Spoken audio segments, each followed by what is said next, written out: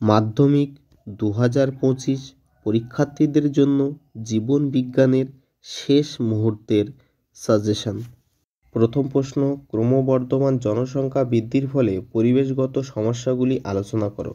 দ্বিতীয়, অম্লবৃষ্টি ও বিশ্ব উষ্ণায়নের কারণ ও প্রভাব লেখো।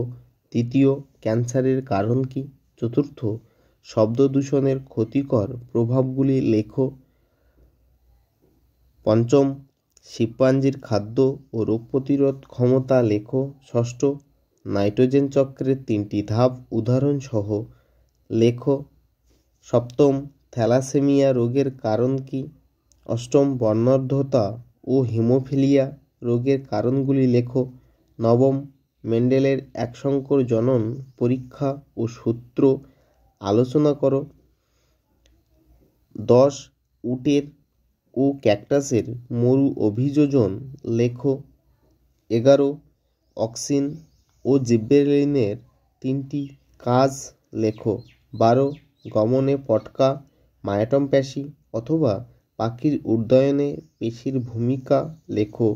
13, অভিব্যক্তির ভ্রূণতত্ত্বগত প্রমাণটি লেখো। 14, ডারউইনবাদের ত্রুটিগুলি আলোচনা করো।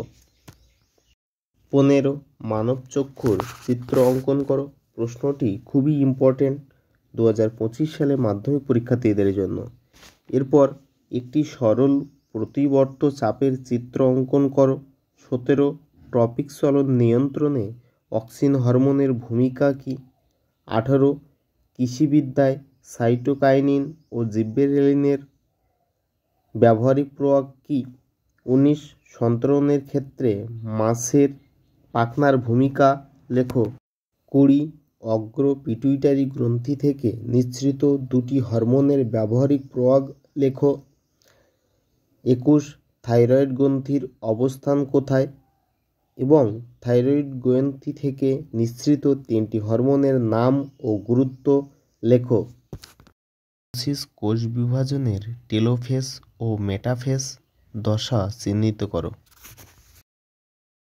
ভিডিওটি ভালো লাগলে অবশ্যই চ্যানেলটি সাবস্ক্রাইব করবে পরবর্তী ভিডিওগুলি সবার আগে পাওয়ার জন্য।